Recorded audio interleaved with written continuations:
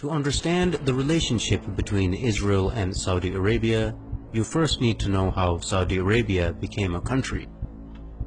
Exactly 100 years ago is a good place to begin a brief analysis of this region, for it was in 1916 that the British and French, along with Russian backing, signed the Sykes-Picot Agreement during World War I.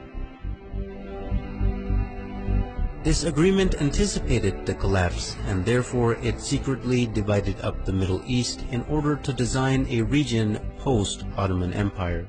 In 1917, the year following the agreement, the Zionists had gained sufficient influence and control over the British government to get it to issue the Balfour Declaration, which promised Jews a homeland in Palestine.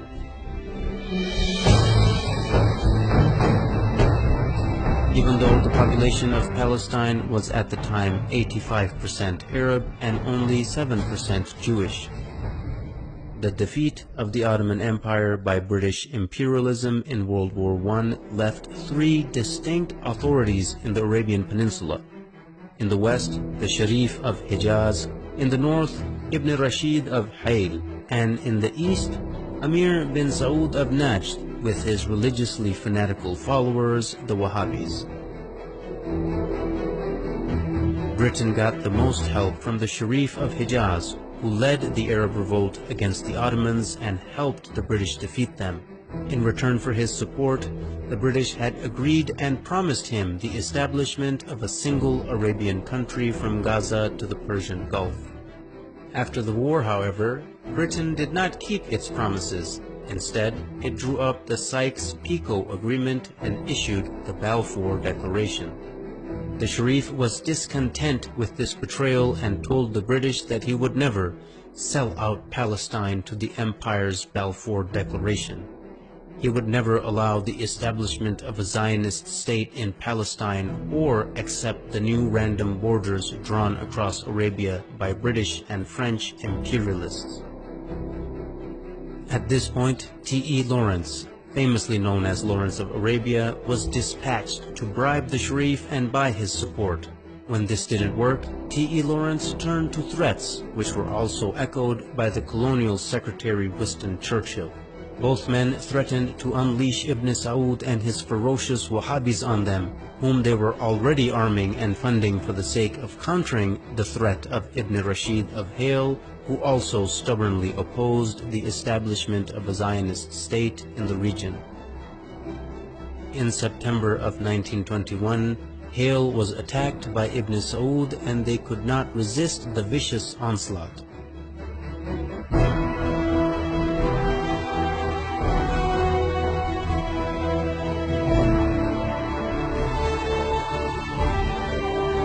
They officially surrendered in November of 1921. Hayl had dissolved into a colony of the Sultanate of Najd. By March 1924, the British realized that Sharif Hussein would not back down, so they unleashed Ibn Saud and his armies on the Hijazi territory as well. Within weeks, the forces of Ibn Saud and his Wahhabi followers began to administer what the British Foreign Secretary Lord Curzon called the final kick to Sharif Hussein and ruthlessly attacked Hijazi territory. By September 1924, Ibn Saud had overrun Ta'if, the summer capital of the Sharif. In mid-October 1924, Ibn Saud captured Mecca, the holiest place in Islam. After losing Mecca, the Sharif had to flee and lose his entire territory to Ibn Saud, ancestor of the current Saudi lineage. In January 1925, Ibn Saud had begun his siege of Jeddah, and the city finally surrendered in December 1925, bringing an end to over 1,000 years of caliphate rule which had begun after the demise of Prophet Muhammad.